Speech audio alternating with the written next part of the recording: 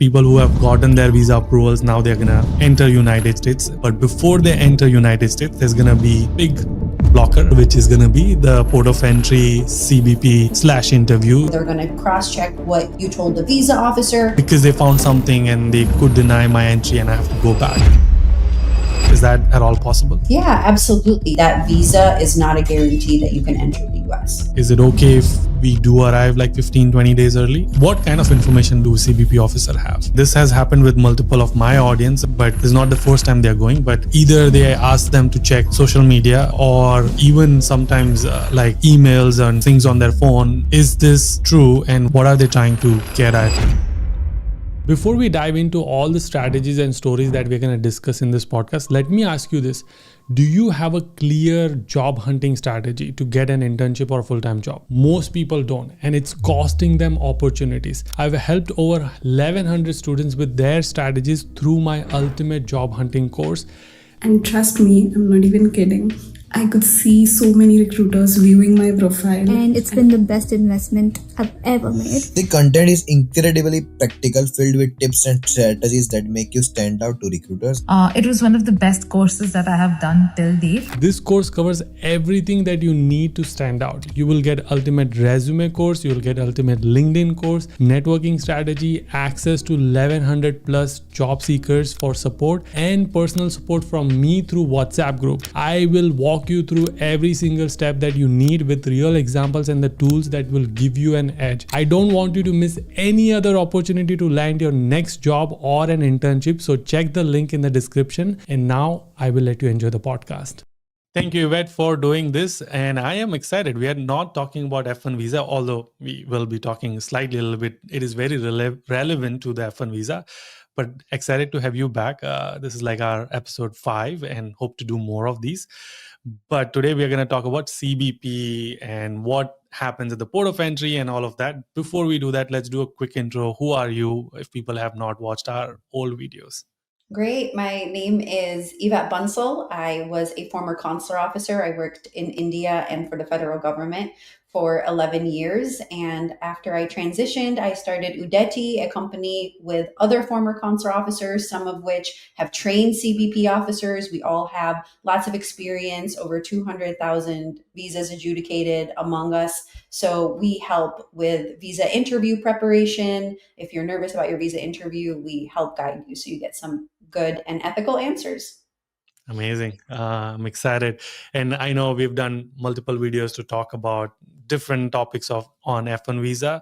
And also it always amazes me that how you were behind the window who have approved, denied, or educated the visas, and now CBP, which is also very interesting, especially current time where different government, different rules, etc. But let's start. I have a bunch of questions. People who have gotten their visa approvals, now they're going to enter United States.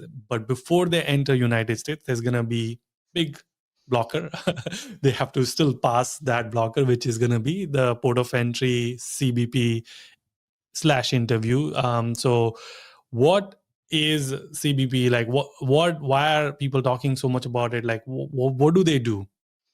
Their job, they work under the Department of Homeland Security, and their job is to ensure that the visa adjudication is appropriate and that you are not an intending immigrant. They are the final check to get into the United States. So they're going to cross-check what you told the visa officer, and they're going to ensure that you are there. They could be standing as you get your luggage to make sure that your luggage is of appropriate size for what you're intending to do in the US. They could be checking some more information behind the scenes based on your picture and fingerprints, and they're going to be asking you questions. So expect a mini interview before you enter the country. And yes, their whole job is to ensure that you're in the United States doing what you said that you were going to do, and that you're going to use your visa appropriately, and that you don't intend on overstaying or using your visa not appropriately. Yes. Okay. And so is it at all possible that I thought I've gotten my F1 visa approved, which means I'm already going to be in United States. So is it possible that they could deny at the port of entry that, hey, because they found something and they could deny my entry and I have to go back? Is that at all possible?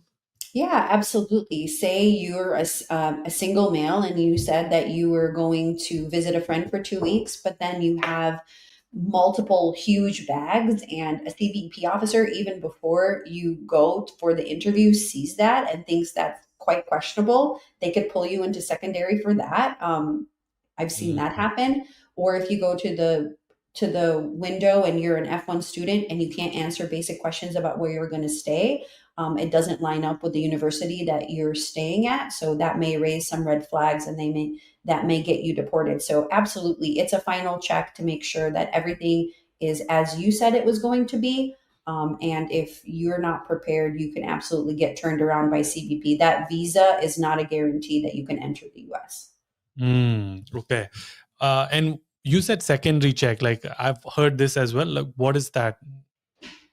It's where CBP pulls you aside and asks you one-on-one questions in a separate room in a more intense fashion that they can, right at that window in which you're entering the United States. They want more time with you, so they will pull you, and it will be a secondary questioning, a secondary inspection. Okay. I know we're going to reveal like some of the common questions people should expect, especially for F1 visa student. But one of the common question is port of entry or different port of entry. Let's say I'm planning to go to Purdue University for my master's, which is maybe the entry should be Chicago, but instead of that, I'm going to Dallas to meet my cousins or my friend, or maybe Seattle or Bay Area. How is that normal? What kind of questioning should I expect? You are totally allowed to go into a different port of entry than where your university is. It's common for people to want to do some tourism or visit family prior to them starting their program. Or if you're not an F1 student, prior to you starting work. Just be prepared that the officer is going to ask you what your address is, what your intention in the US is. And if you're saying, I'm going to be in Indiana, but I'm visiting my family in Dallas, they're also going to want to know the information of your family that is in Dallas. So if you're comfortable talking about that, if you're comfortable talking about visiting a friend, a family member, and then explaining your onward plan, it should not be an issue. If you feel like you're going to be nervous or you don't want to talk about your family members, then going into a different point of entry and making yourself more nervous or talking about family members that you may not want to talk about may not be the course of action for you, but it's totally normal and common for you to go and want to do some tourism or visiting prior to your program. Got it. Before I ask you other questions, I forgot in the beginning to ask about, let's say, people who may not have gotten their F1 visa approved or need and help. They may have gotten F1 visa rejection, or they might need more help with CBP. So how can you help them? So you can go visit udetivisa.com, and we have former consular officers that help you prepare for your visa interview. We can let you know the possible reasons for rejection, some strategies, and some ways you can address the consular officer and CBP, what documents to carry, and how to best approach your visa interview strategically. We help you prepare for your visa interview, and denials are really high right now. So that's why we're offering this service. And we're different than other consultants who may not have been behind the window, because we know what consular officers are looking for, and we only give you trusted advice. So it's not just rejection, but also first time preparation as well. Ideally, you want to be prepared the first time, but yes, we also help you overcome rejections. And do they get discount because they are my audience? Yeah. Yes. Use the code UDJ for a special discount. Use that promo code when you check out, and we'll be sure to give you a discount. Cool. We'll also put this in the description if people want to check out. Okay. Moving on to CBP officers. So let's say they arrive 15 days early before their actual start day of the program. How early can they do? And is it okay if we do arrive like 15, 20 days early? Absolutely. 15, 20 days is very common. You need to have time to get situated, buy your books, make sure you're able to tell the consular officer what you're going to do with the 15, 20 days. Do you have orientation? Don't get nervous and say, yes, I'm here 15 days early. Tell them why. You need to get settled. You need to acclimate yourself to US culture. You need to figure out your transportation, how things work, how to buy things, where things are. That's normal. You are able to enter the US 30 days prior to that start date on your I-20. So 15 Hmm. days, completely normal and expected. Hey, before we move on to the next part of the video, I want to quickly talk about our newsletter community, which you can be part of absolutely free. We are now going strong and we have more than 40,000 people in our newsletter community. So imagine 40,000 people are receiving my newsletter every single week, twice a week, where I break down all of the stories that we did and make it a valuable resource for you. So if you're someone who doesn't have time to watch this and you just want to get an email with all of the resources into an email, that is the place to be. I'll put the link in the description. I'll give you some example. This is the one for Tanvi, where how she got 2 co-ops and she paid off her entire master's fees. This is an example of Maya, where she got 3 co-ops and she paid off her fees plus a little bit of savings. Here is an example of Sahil, who got his green card in 3 years. Here is an example where we shared bunch of resources on job hunting. So I promise this is going to be valuable resource for you, and it doesn't cost you anything. If you want to be part of our newsletter community, link will be in the description, or you can go to link.udj.com/newsletter. This is the URL. And now I'll let you enjoy the video. What about, I think you mentioned this, to at least know the address that you're going to be. So does that mean I have to have my apartments booked, or at least if I don't, because my plan is to arrive early so I can look at the apartments and then book the apartments. So how do I navigate that situation? So it's normal to have both sets of accommodations or paths for students. So some students may be very prepared. They have dorm rooms. Some students may want to look at apartments, but you need to be confident in answering the consular officer, the CBP officer. And you need to tell the CBP officer, I want to look at apartments. Here's my short-term plan, because you're not just entering the United States with no short-term plan, right? You're going to stay at a hotel. You're going to stay at an Airbnb, a hostel, at a friend's house until you look at apartments, but have printouts of apartments ready. Know exactly where you're going to look. If you have showings scheduled, make sure you are able to explain that. If you know on what website you're going to use to get that apartment, then let them know. Know what's appropriate for your visa class. If you're a bachelor's degree student, generally you have to spend the first 2 years on campus. If there is some sort of waiver for that, make sure you're communicating that you have received a waiver for whatever reason. Otherwise, it's not going to look like you're telling the truth. For master's degree students, it's a little bit more common for them to live off campus. So understanding that all those questions and all those speculations from the CBP officer is going to come to into play there. And that tells me that they have already certain information about you, which they are trying to validate. So is it possible that they have the information that visa counselor officer, when they were doing the interview, put those notes, etc.? These information also, what kind of information do CBP officer have? They have a lot of different types of information, but they certainly have information that you have told the consular officer. So if you've told the consular officer you're staying on a dorm, and then you're entering the US and you're saying that you're going to look for apartments, that discrepancy may land you into secondary. Things can get inspected. Your phone can get inspected by CBP officers. I know we hear that on the internet a lot. And so they look through your phone and it doesn't look like you're searching for apartments, but rather searching for jobs or something else, then you will probably get deported. So yes, to answer your question, they do have the information that you have provided to visa officers.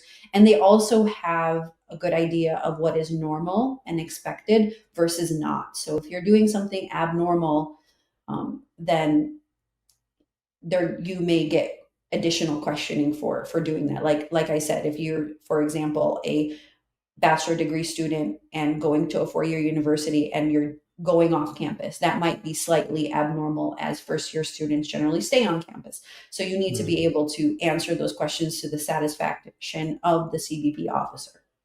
And I've also noticed again, this has happened with multiple of my audience, but this is not the first time they're going. But either they ask them to check social media, or even sometimes like emails and things on their phone. Is this true? And what are they trying to get at? Like, what are the things that people should prepare if they're planning to go for the first time? Right. So traditionally, it was to see if you have another job lined up, if you're telling the truth about what school you're going to. Maybe they're looking for emails that indicate that you have admission to that university. But nowadays, with social media checks, it could be more extensive than that. They could be looking for activism or even other politically charged posts, as we're hearing. We don't know the extent of that on the outside. So they could be looking for a wide variety of things these days. So those are some of the things. Okay. And do they do we have right as a student to say, no, I don't want to show my social media, or by phone or by email? You could, if you want to be turned around and sent back to your home country. If you have social media, make sure that it's secure. I don't know the capacity of getting into an unsecure social media website, but certainly make your posts private, make your likes private, make all your social media private. If that's not something that you're comfortable with the CBP officer looking at, and if you have text messages or emails that you don't want the CBP officer looking at, then sure, delete it. Don't have that phone on you. Don't have that computer on you. However, you hopefully have nothing to hide and are able to just let them freely look through your stuff. Right. And it shouldn't be a problem. So, but be prepared to allow them to do that. And if you have social media, maybe that you don't want, then go ahead and delete it. I don't think that they have the capability of salvaging Yeah. that. So Yeah. Yeah. I mean, ideally, you're just a genuine student wanting right, to do your. exactly. Yeah. Cool. Moving last two questions, and these are probably the most important one. What are the documents that students should have handy, at least in their carry-ons or backpacks, and what kind of documents CBP officers could expect from students?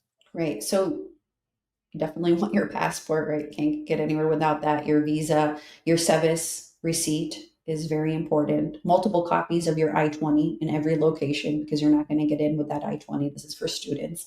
If you have other visa classes, just to kind of shout out to the H-1Bs, your I-797 or your LCA, and all those important documents, if you're a non-student.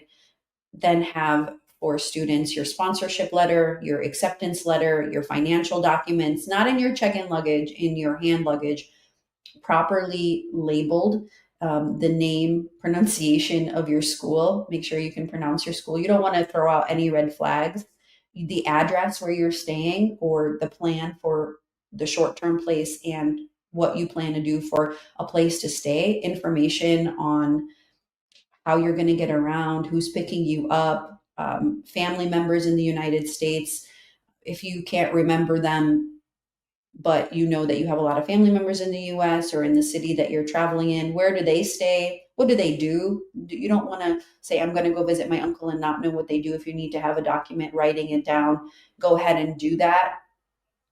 If you're visiting somebody close, that's important information.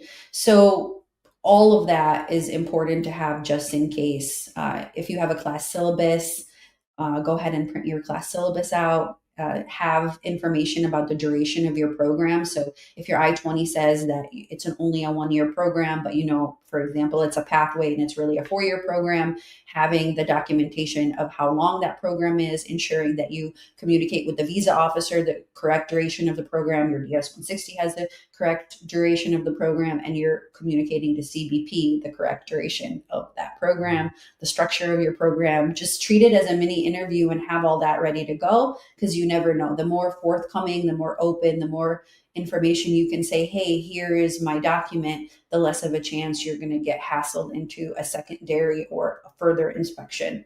So Got it. And finally, what are the questions that students should expect? These are some common questions that they will be asked most likely. Yeah. The first one, probably, what's your purpose for entering the country? You don't want to, just like a visa interview, you don't want to just say school, you want to say, I'm going to Purdue University. It's located in this city. I'm planning on staying at the dorms my first year. I'm a computer science major. A little bit more. Give a complete answer. Be confident. Do you know anybody in the United States? So just let them know who you know in the United States. How long is your program? Um, and the very basic questions of entering into the United States. And if you are a return F1 student, say you did your bachelor's and now you're coming for a master's degree, or you did your master's degree, now you're coming for another master's degree, be wary that they're going to ask you, why do you need to come back again? So having a very compelling reason. I did my bachelor's in mechanical engineering. I'm pursuing my MBA in operations now. I have my transcript from my undergrad. Just think ahead. I was an excellent student, and I'm pursuing my master's now. Having those reasons also would be good, especially for those return students or students that have left for medical reasons or other reasons. Having documentation and proof of why you left and why you need to return, and maybe even a support letter from the university. You cannot be too prepared. Yeah. Any uncommon questions like that could throw off students, like, oh, these are also prepared for these questions too, Oh like these yes. are not. So finance questions, I think they're common and uncommon depending on the type of question. But how are you planning on financing?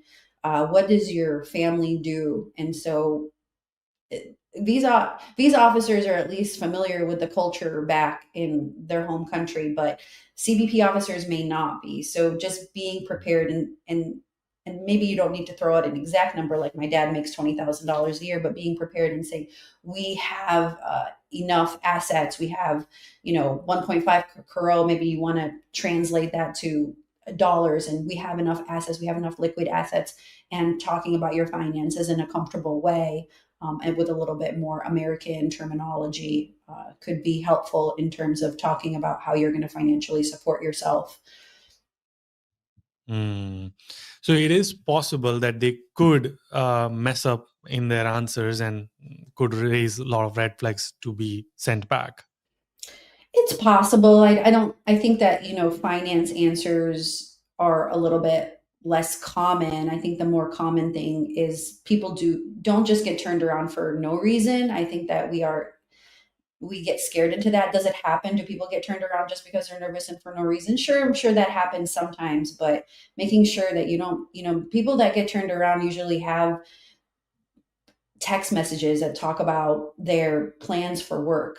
They're the guy who has, 4 huge bags and saying that they're only staying a week. Like, there are red flags. CBP will try to find something concrete. You're not just going to get sent back for a like, regardless of the fear mongering out there. This information is for you to help be prepared and hopefully avoid secondary. Secondary can happen to other, that is very common. Yeah. But the more information that you have, the more specific that you are. If you're watching and you're a B1, B2 traveler, at that point going into the country, you know exactly what you're going to do. If you're going to Yellowstone and then you're going to Seattle, being very specific about those things can help you avoid going into secondary. So the more nuances you provide the CBP officer, the more comfortable. So I would say secondary can be fairly common and kind of a scary experience and a waste of time, but getting sent out, in my opinion, would take a little bit more of a concrete reason. But again, if you're nervous and you don't have your syllabus, you can't talk about where you're going to stay, it is possible to get turned around, even though you were a genuine student, but maybe not prepared. So don't be caught like that. I'm very curious. Do they book the tickets then, or do I have to pay for the tickets? Oh, that is a good question. I believe that the airline bears the cost. I want to Oh, say, okay. I want to say that the airline bears the cost of that because they have sent over an intending immigrant. I know that's the case if your visa or some sort of legal document is not valid, but I'll have to get back to you on that. But Yeah. in Okay. some cases, for sure, the airline will pay for that return flight. Mhm. Yeah. And what I want to do is I want people to watch this and comment. Maybe they have more questions about this. But so we will probably do part 2. But also I want to do maybe same for H1Bs or Oh OPT yeah. people. Okay. So that way it can be more focused for those people. And one final question: does the brand of the university also impact how your CBP or how the interview might be? Because what if I'm not going to Purdue and I'm going to like this, like university which has 99% acceptance rate and very low graduation rate? Like, does that matter at all? It could, especially if CBP has seen some applicants or some people enter the US and being turned around before for those universities.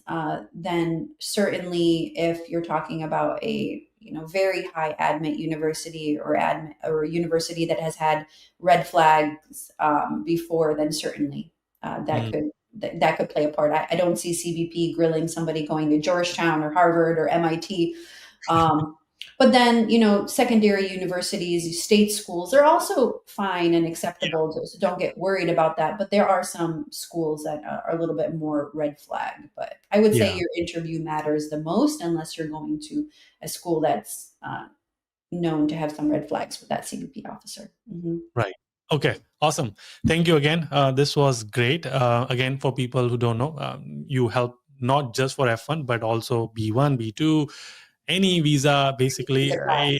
Yeah. So if you need help, please reach out to her. Check the link in the description. You can book a consultation. I know many of my audience have booked it and they have got a lot of value. Especially, I know some of them have reached out to me after they've gotten rejection. They contacted you and then they got an approval. So it's always good to hear. But again, Yvette, thank you so much for doing this. I can't wait to do it again. But until our next one. Keep smiling, keep hustling. Nice.